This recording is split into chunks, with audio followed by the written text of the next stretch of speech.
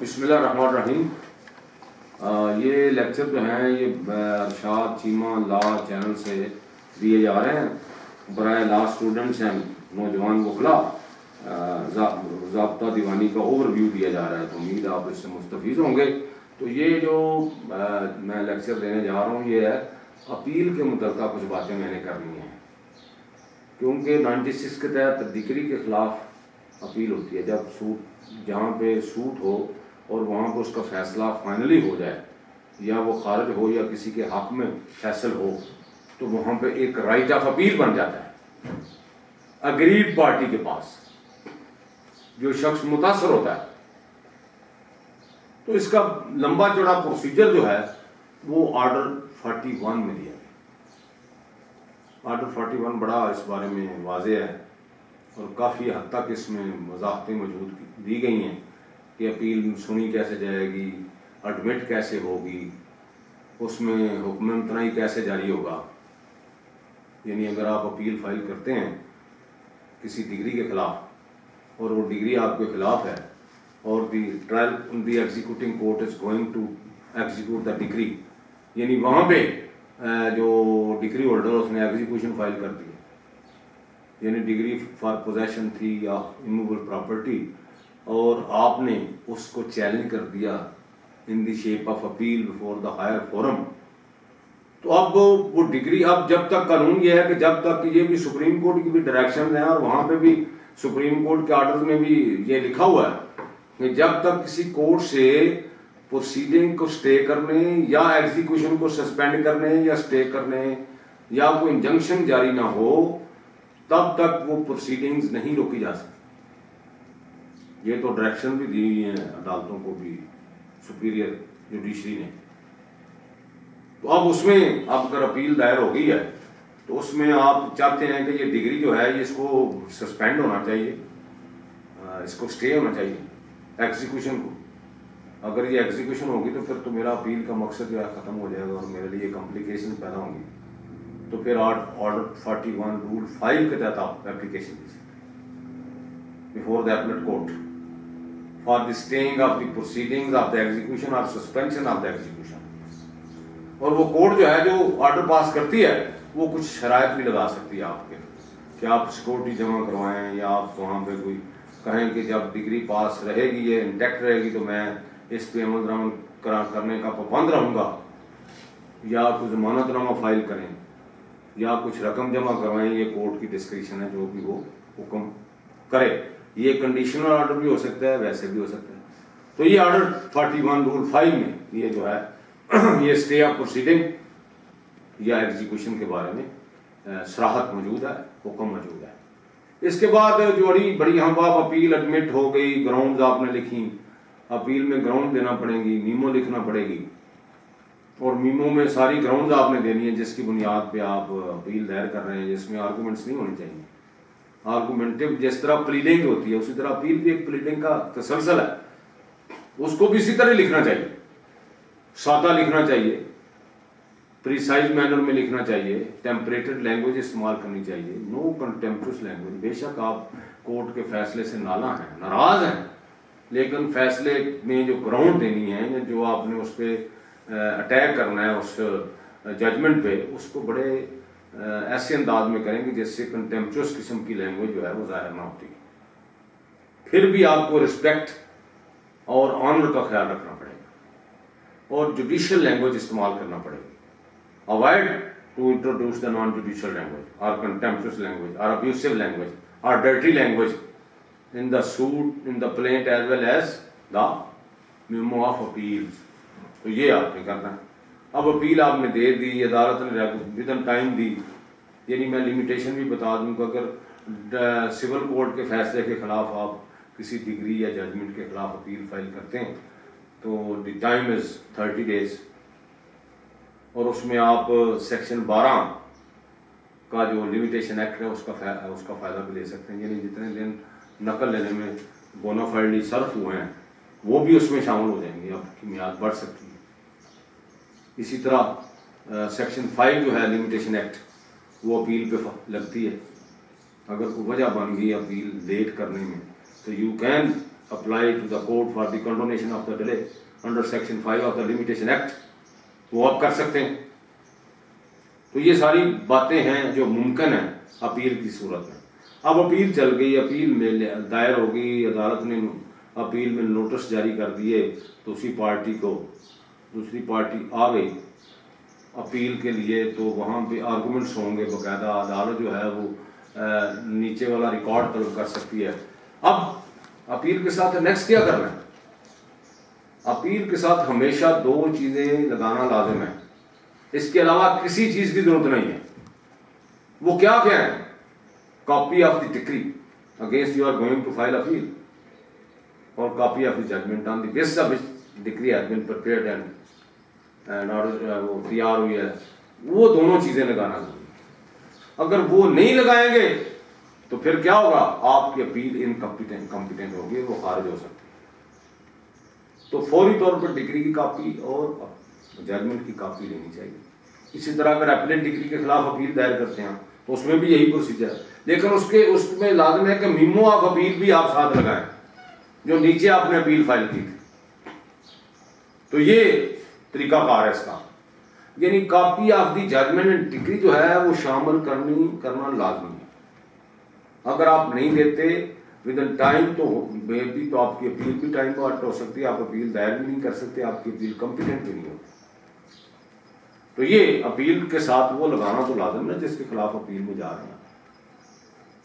लेकिन रिवीजन और अपील में क्या फर्क है? ये भी एक फर्क है कि निगरानी में आपको पूरी प्लीडिंग साथ लगाना पड़ती है, उसमें अगर एविडेंस है तो एविडेंस लगाना पड़ती है, और कुछ डॉक्यूमेंट्स जो हैं वो अगर फाइल के साथ नीचे हैं जो जिनका सब्सटेंटिव और अच्छा रोल है, जो उनकी ज़रूरत है वहाँ पे, वो भी साथ लगाना पड़ते हैं। लेकिन अपील में ऐसा नहीं। जब भी आप अपील फाइल करेंगे आप उसमें जजमेंट डिग्री की नकल लगाएंगे, लेकिन अपील डिग्री के खिलाफ लगाएंगे तो फिर नीचे वाले भी जजमेंट डिग्री और ऊपर वाले भी जजमेंट डिग्री और साथ मिम्मा ऑफ अपील लगाएंगे। तो ये तरीकाकार जो है ये उन्होंने to file appeal against the judgment of the civil court और जजमेंट ऑफ द डिस्ट्रिक्ट जज, ये तरीकाकार है अपील फाइल करने का। अब अपील दी वो रेगुलर है, एडमिट हो गई, उसके बाद क्या तरीका है? नोटिस जारी हो गया, डिफेंडेंट आ गया।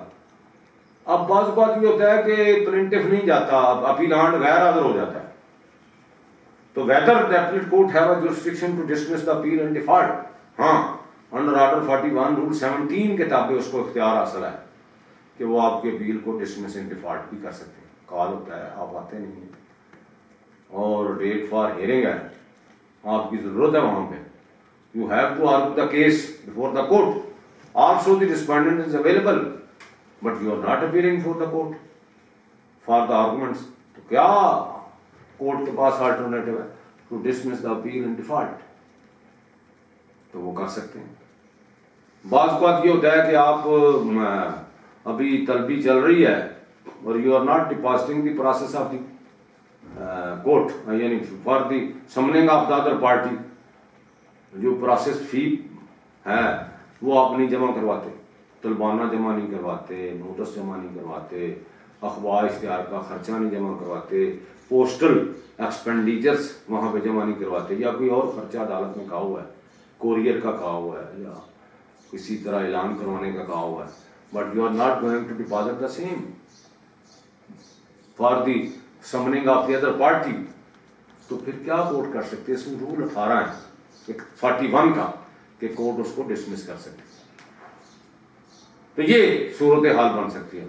लेकिन आगे एक ऑर्डर है रूल है 19, उसके मुताबिक कोर्ट जो है वो अगर आपकी अपील जो है वो डिसमिस इन डिफॉल्ट हो गई है या आपने प्रोसेस फी की वजह से आपकी अपील खारिज हो गई है, तो कोर्ट जो है उसको बरामद कर सकती है, आपको मौका दे सकती है, उसको रिस्टोर कर सकती है। अगर आप सफिशिएंट ग्राउंड देते हैं तो कोर्ट में कैन डू दिस।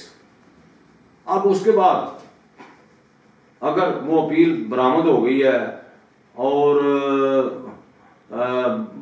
मुद्दा रिस्पोंडेंट जो है वो आया है या आ नहीं रहा, तो वो गैर हाजिर हो गया या वो खुद पहले से गैर हाजिर है, तो क्या कोर्ट अपील की समाअत कर सकेगी। हाँ, ऑर्डर 19 के तहत कोर्ट को ये हक, ऑर्डर 21 के तहत कोर्ट जो है वो उसको सुन सकती है और उसमें एक्स पार्टी ऑर्डर भी पास कर सकती है। लेकिन अगर बाद में रिस्पॉन्डेंट आ जाता है तो फिर उसको मनसूख करके दोबारा उसकी समाअत करके मेरिट पे फैसला कर सकती है। तो ये भी अपीलेट कोर्ट के पास इख्तियार आता है। अब इसमें एक दरमियान में एक और रूल आता है 20। अब रूल 20 क्या है? रूल 20 ये है कि अगर कोई बंदा इंटरेस्टेड है उसको फरीक होना चाहिए था अपील में, और वो नीचे भी शायद फरीक था लेकिन उसको फरीक नहीं बनाया अपीलान ने, तो फिर वो he can apply to the court for to become a party to the appeal. तो ये एक तरीकाकार है। अब उसके बाद यह है कि अपील सुनी गई, अपील रिमांड भी हो सकती है, केस को रिमांड कर सकती है, कोई इशू सही नहीं है। ये एविडेंस जो रिकॉर्ड होना थी वो रिकॉर्ड नहीं की किसी ने सही तरीके से, जरूरी थी। तो अपीलेट कोर्ट को यह भी पावर है ऑर्डर 41 रूल 23 और 25 के तहत कि वो अपील को रिमांड कर सकती है, केस को दोबारा इसका फैसला किया जाए। अब इसके बाद एक बड़ा अहम ऑर्डर है, रूल है, वो है ऑर्डर 41 रूल 27। अब 27 क्या है? 27 ये है कि अगर दौरान दावा जब ये केस चल रहा था तो कोई अच्छी एविडेंस थी लेकिन वो उस वक्त मुयस्सर नहीं आ सकी, लेकिन उसकी बुनियाद पे फैसला हो सकता था, बेहतर फैसला हो सकता था, या वो for the decision of the case बड़ी जरूरी थी वो एविडेंस, लेकिन एट दैट टाइम वो नहीं पेश की जा सकती, या उस एविडेंस के पेश करने के लिए ट्रायल कोर्ट को दरखास्त दी गई थी लेकिन the trial court has not accepted that application and also not allowed to produce that evidence in the shape of document और विटनेस। तो क्या whether you can make an application before the appellate court for the production of additional evidence under, ये इसकी इजाजत है under order 41 rule 27। इसको कहते हैं एडिशनल एविडेंस, इजाफी शहादत।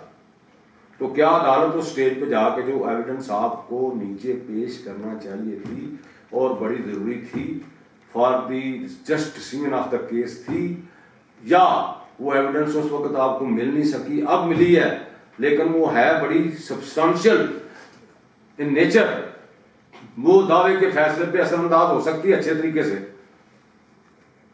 या फिर आपने नीचे दरखास्त दी थी लेकिन कोर्ट ने उसको कबूल नहीं किया था, तो whether you can apply before the appellate court for the production of additional evidence at the appellate stage, yes, you can apply under order 41 rule 27 of the CPC, और कोर्ट जो है उसकी इजाज़त दे सकती है अगर वो समझती है ना अदालत कि ये शहादत बड़ी ज़रूरी है और इसकी बुनियाद पे फैसला हो सकता है और हो जाना चाहिए था, यानी फैसला बदला भी जा सकता है नीचे वाला।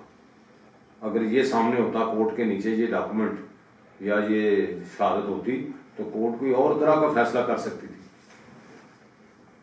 तो इसके बारे में दरख्वास्त भी दी है नीचे लेकिन नहीं मानी कोर्ट ने, गलत किया उन्होंने, या बेशक दरख्वास्त नहीं दी, एविडेंस उस वक्त मुयस्सर नहीं थी, अब मिली है, यानी अगर कोई पुरानी दस्तावेज उस वक्त आप ढूंढते रहे हैं जिसमें कोई डिसीजन हुआ था, जो टाइटल डॉक्यूमेंट था, कोई रजिस्टर्ड डीड था पड़ा हुआ, लेकिन वो नहीं अवेलेबल था, उसको मिल नहीं रहा था, लेकिन अपने स्टेज पे मिल गया, तो you can apply to the court for the production of that evidence in the shape of additional evidence and the court can take that evidence for the just decision of the case, उसको ले सकती है। ये वाकई ये document ऐसा है जिसकी बुनियाद पर फैसला हो सकता है। तो इस तरह की ग्राउंड है इसमें एडिशनल एविडेंस के बारे में, लेकिन कोर्ट्स को चाहिए कि अगर वो एडिशनल एविडेंस इस लायक है कि उसकी बुनियाद पे अच्छा फैसला आ सकता है, बेहतर फैसला आ सकता है और डिसीजन हो सकता है सही तरीके से, तो फिर उसकी इजाज़त देनी चाहिए। अब इसमें अगर इजाज़त होगी तो कोर्ट खुद भी उसको रिकॉर्ड कर सकती है या नीचे भेज सकती है, नीचे वाली अदालत को जनाब इसको रिकॉर्ड करके आप फिर फाइल हमारे पास भेज दें, ऐसा भी हो सकता है। या ये भी डायरेक्शन दे सकती है कि इसको रिकॉर्ड करके दोबारा डिसाइड करें इसको, इस एविडेंस को। तो ये इसका तरीकाकार है। ये है additional evidence at the appellate stage.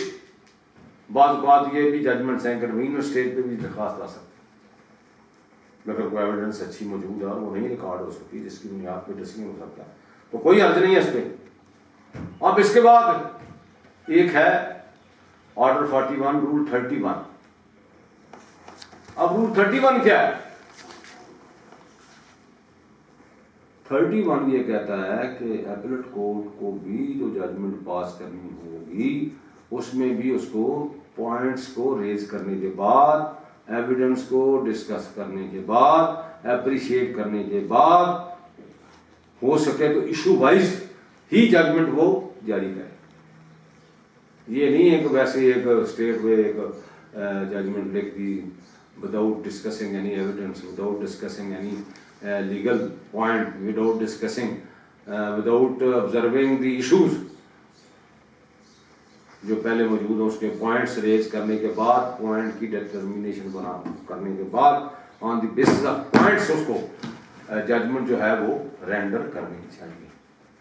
उसमें भी ग्राउंड देनी चाहिए, वो भी स्पीकिंग होनी चाहिए। ये बड़ा लाजिम है। जैसे कि ऑर्डर 20 रूल 5 में लिखा हुआ CPC में कि ट्रायल कोर्ट की जजमेंट कैसी होनी चाहिए।